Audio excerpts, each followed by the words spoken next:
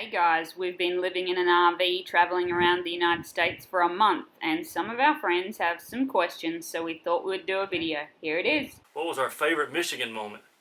Oh, Michigan was so cool. I really liked the Saugatuck Sand Dunes Park, even though it was hike to get there. I thought that was really cool, and just to see Dylan's face when she actually got to the beach was really cool. Yeah, I think mine would have been was a little bit of correction. We got corrected before we got there. It is Sault Ste. Marie, and it's right on the Canadian border. No reason really to go there except we play a game called Ticket to Ride, and it was kind of fun. Like, we want to go to this city that we never knew existed. So we get up there, and it's a big lock between Lake Superior and Lake Huron, and we were sitting there watching these boats that were 1,000+ feet long come in and drop, and watching Dylan watch the boats just disappear in front of our eyes. So that was really cool to watch. What was your favorite adventure so far? My favorite adventure would probably be jumping off the sand dunes in Ludington State Park in Michigan. Yeah, that was a good time there. Dylan really enjoyed that part, and it was a little fun watching her jump off all those sand dunes, thinking, please don't let her hurt anything, because there were some pretty good jumps. Just the entire area of walking up and down the beaches of Michigan and seeing the changes from the water and the lower part of the state until it got all the way up to the top. Least favorite adventure? I don't think I have one. Mine is sleeping, because sleeping's always a challenge. Or when someone, namely our 2-year-old daughter, decides at 10:30 at night that I want to have food. She has decided that 10:30 at night is her dinner time. So Mom's going to cook her eggs and bacon, and I'm sleeping in the overcap bed, and next thing I know, I'm sweating profusely because all that heat from the stove is all running over me, and I'm just laying there all sleeping well and good and wake up soaking wet. The least expected hardship or obstacle that we ran across? I would say maintaining our water levels and keeping our tanks where they should be for where we are traveling. Yeah, definitely water has been a big challenge because we didn't realize how much water you use. Living with a toddler in a small quarter. Like, how do we deal with living? How do we deal with a toddler living in a small quarter? I mean, she's pretty good. She knows that her space is the sofa and that's her bed, and I mean, we're outside a lot, so yeah. I mean, the small space is not really being a concern. Yeah, the one thing that gets me about her is we've got all her toys in a Tupperware box, and in typical 100% toddler fashion, walks over to the box. Instead of picking out the toy that she wants, she just dumps the whole thing. The whole box of little bitty small pieces of toys everywhere, and you've got this massive pile of toys that just slide all over the place. And we have lost one puzzle piece because Scotty's a big puzzle person, and so we got Dylan a Frozen puzzle, and she, in the second time they put it together, managed to lose one puzzle piece. But we are hopeful in our small quarters that we will find it somewhere. What is something we should have brought? We should have brought warmer clothes, for sure, because it got cooler than we expected. Yeah, something I think we should have brought probably would have been probably a few more dishes. We've tried to go pretty light on our dishes, and we turned out right now we've got 4 plates, 4 forks, 4 bowls, and everything else, and it feels like we're washing dishes all the time. What's one of the things we should have left? Oh, tools, for sure. I overpacked the tools. But we have bought some tools on the way that we needed, and we just have a few extra. We will get rid of some of the tools here shortly. Are you ever bored? I have not been bored yet. I think we keep moving and we have a plan for the next day, and Dylan keeps us busy 100% of the time. Yeah, I don't think we've gotten bored yet, even when it's raining or things like this. We've got so many things going on that we're not really gotten bored. What kind of funny bloopers do we have? We've got tons of funny bloopers. We just never have the camera on. Yeah, we got to work on the camera. We've had things us falling. I fell at one of the waterfalls. I did not fall in, just fell down. Holding Dylan, which made it even more fun. And then Dylan's done funny things, but we never seem to have the camera on her when she does it. and we can't recreate it, so then it loses But its focus. I think the funniest blooper, if we had have had the camera on, is when we were driving on a road, and I can't even remember where we were. I think we were in Michigan, and I had to get out of the car to check that our van was short enough to make it under a bridge, and motioning on Scott to make sure that we got under the bridge safely. What do you miss the most? Shower. A long, long, hot shower. Yeah, but given that, the shower is actually really good in our camping van. So That's probably what I miss the most. Is just just standing there under the water and just. I think I miss going to see our friends the most. Just being able to jump in the car and go over and catch up with our friends. I think that's what I miss the most. With all the COVID, have you ran into any closed or restricted access areas unless you wear a mask? Everywhere requires a mask. I don't care where you go. Haven't ran into a lot of restrictions on that side of the house, but it is definitely changed how we do things. Where do we decide to stay each day? Well, we don't flip a coin, but we do check different apps. One is Harvest Host that you guys have heard about through our videos, where we stay at farms, wineries, breweries, museums, or local businesses that allow RV camping for free overnight if you support their local business. So that's been awesome, and we've met some great people through that, and had a lot of fun with other people traveling in their RVs when we meet them at Harvest Host sites. And then Scott has one called iOverlander, and then he has another one, Camper Diem, that we'll check to see, and a lot of the time we'll decide days ahead and call ahead and say, hey, do you have availability for this night?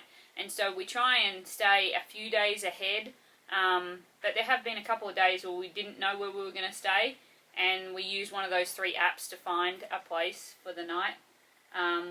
We stayed in 2 campgrounds so far in a month. The rest of the time we've either been at Harvest Hosts or casinos. Casinos in Michigan, at least in the Upper Peninsula, have hookups that you can pay for, or they just allow you to free camp there. So that's been really, really helpful to us. So that's kind of how we decide where we're going to stay. We've tried to stay off of the interstate and travel highways, and just see things that otherwise we wouldn't see if we just cruised along on the interstate. And sometimes we just pick a Harvest Host because it's in the direction of where we want to go, and some of those have been awesome, like Ironfish Distillery in Michigan was amazing, and that was one we just saw on the map that was close to where we wanted to go, and so we went there and stayed the night and kept on going to our next destination, where we had to go get my iPhone fixed because it broke 2 weeks into our trip. It was not fun. New foods? New foods, we haven't tried a whole ton of new foods, but we have identified a few things we would go back for. Shipshawana in Indiana has amazing donuts and really good pretzels. Pretzels were good. And then just the different places we've stayed with fresh produce have been awesome. We haven't really tried any homemade pies. The pies that we had up in Upper Peninsula were really good. So we found a place that specialises in pasties, which is something that we have in Australia, but I've never seen here in America since I've lived here. And there was a huge sign that said pasties, and I told Scott, we have to stop there. And they were good, but they were different. You know how you have an expectation in your mind? I think I was in the Aussie mindset of, this is going to be the best pasty I've ever tasted, and it's going to taste just like home. It didn't taste just like home, but it was very, very good. So that was a new food that we've had. Scott had, at least. Yep, that was good. So, any of the foods that we've disliked? There's not many foods I dislike. So no, I haven't had any. You? No, nothing's jumped out at me. How far do we travel each day? We try and travel for 2 hours or less a day, because that way we can get up and have fun in the morning, and then try and get Dylan to sleep in the car on our way to our next destination. And then by the time she wakes up, we find her a park, and she's super excited to go to the park and play. And then we venture out from there and figure out what we're going to do for the afternoon. But that seems to have worked out well. We're in a very rural area. We may end up traveling a couple of hours versus, and there's a more scenic area. We may travel a lot less. When we were coming up the eastern side of Lake Michigan, we didn't travel 2 hours every day. But when we got to Upper Peninsula, it was us and pine trees and a few cars. It was very, very, very rural. And the lakes. So yes. we travelled longer in those areas than what we did when it was more populated. The biggest challenge so far? The biggest challenge so far we will tell you about in a different video. Yes, it's got its own world. How many horses were in Mackinaw Island? That's from our Michigan people. There was a ton of horses on Mackinaw Island, and a ton of people, and even more bikes. It was definitely touristy, but a lot of horses, and Dylan loved it.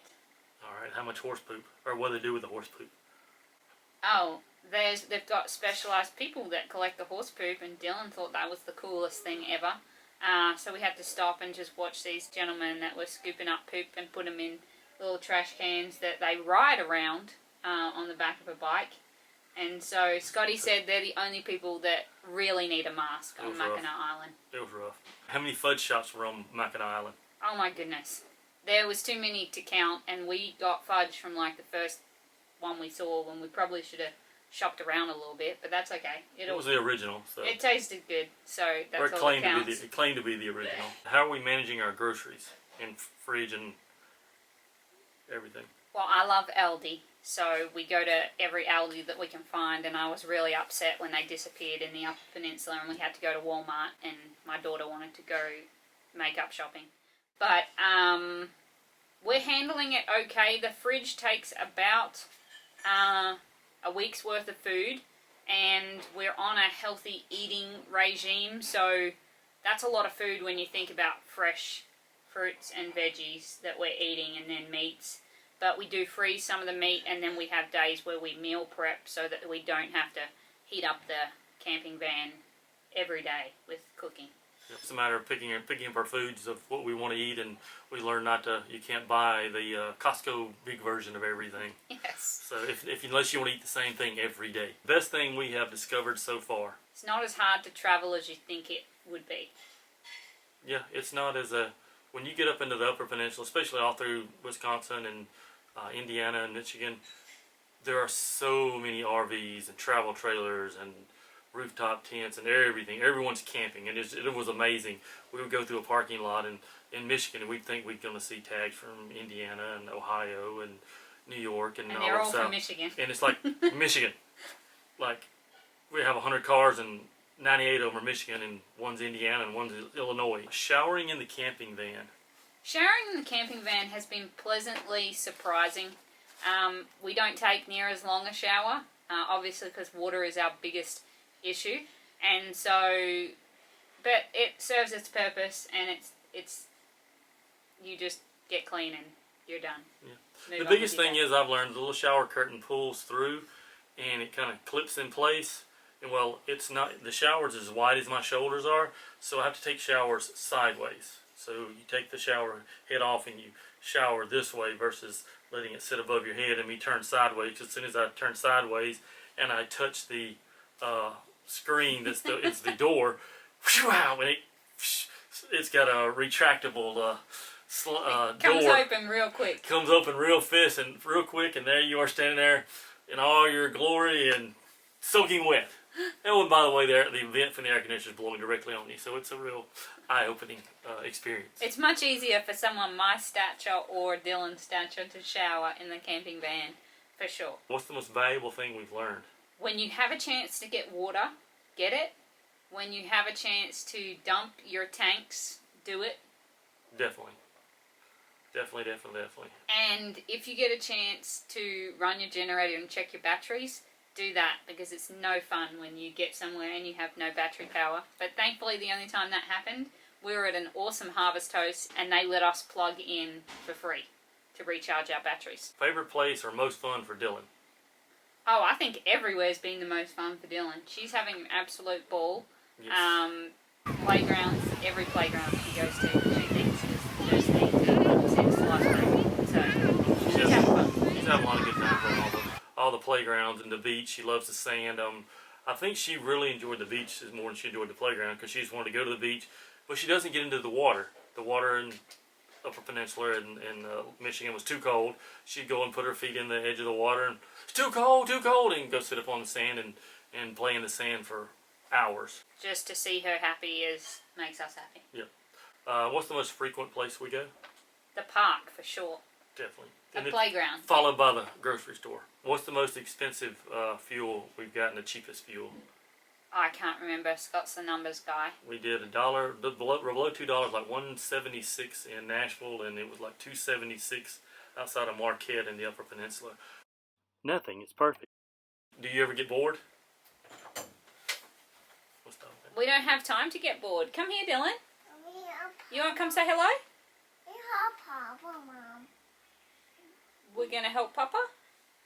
What are we helping with? The M&Ms. You go help Papa with the M&Ms. Go eat some They're on M&Ms. top of the safe.